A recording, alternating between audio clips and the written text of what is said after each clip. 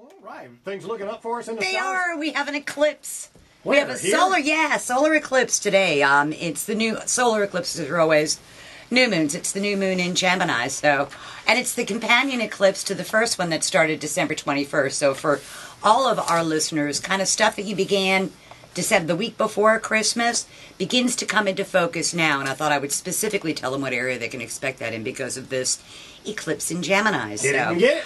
Okay, for Geminis in particular, this is all about them. Their wants, their needs, what they want to do, how they're going to project their image out into the world.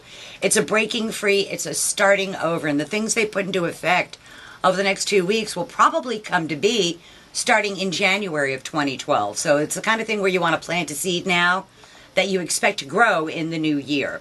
For Cancers, this is a finishing up time for them. They have one more month to finish up things that they began in 2009, in the summer of 2009. So rather than them starting new projects, they really want to go ahead and bring everything to a successful conclusion so then they can shift their energy and their focus. But they have 30 days to do that. Okay. For Leos, great set of eclipses. It's in their 11th house of hopes, wishes, goals, and objectives. And it takes something that they have been working on for a long time, something very close to their heart, that they conceive, that they think of as a personal goal or objective. And the catch is, they're going to have to work with their male friends to make that happen. Because it's a team effort. For Virgos, it's in their 10th house of career and public standing, and they get to combine two jobs into one. Either they get to do two jobs that are the same thing, or they get to combine two jobs into one really, really good job, and it pays off financially for them. And this is something they've been working on since December 21st. And the Virgo dream is to do a job once and get paid for it twice. Sure. So I'm all over that. I got that right. For Libras, they are now thinking about where they are going to travel to go spend that 7 cents an hour they just got as a raise. Because legal matters, educational matters, important matters at a distance, travel, schooling, all come to be for the Libra. It's a great opportunity for them. And the law's on their side. And when the law's on your side, you can be gracious about winning. For Scorpios, this is other people's resources flowing their way. Scorpios are trying.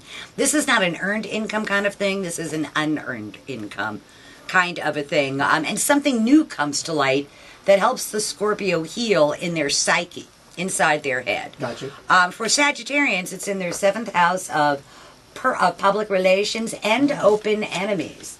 So it's an interesting time for Sagittarians. They want to assert themselves, and there's somebody that doesn't really want to see them assert themselves so much. And Sagittarian is going to have to be very, very charming in order to achieve their own objective. But if they're looking for good PR, they're likely to get it over the next month or so.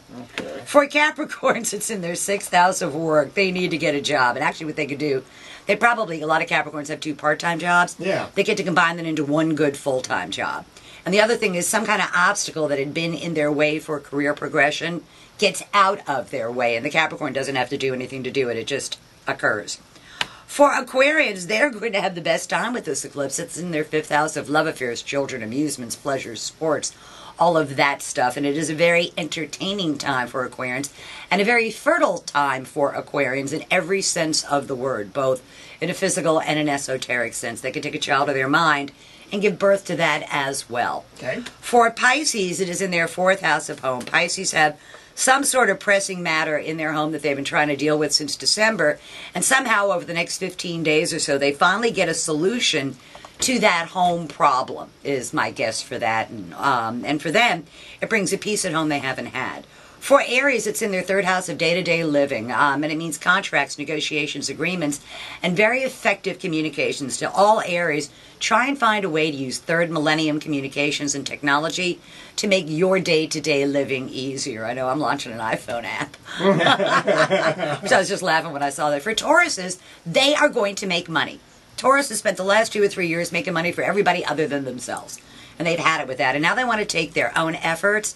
And it's something they start literally tomorrow, over the next 6 months or so, that ends up making them money through their words, rather than going out and digging ditches, through their words. So I saw your eyes light up, so you know what I'm talking about. Oh, yeah. Pat's working on some things. And they're likely to come to be over the next 15 days or so. Okay. Cool. Which is great. So that's tomorrow's news today for the 12 signs of the zodiac for this lovely solar eclipse that we can't see here, which is always good. Okay. Because you don't really want to see them. Look forward to seeing you next Wednesday. Next Wednesday. And by the way, congratulations, Lightnings. You went further than all of us dreamed. And It was wonderful. Great season. Loved it. Can't wait till next year because next year they'll bring the Cub home. You got that right. Always See you a next pleasure. Wednesday.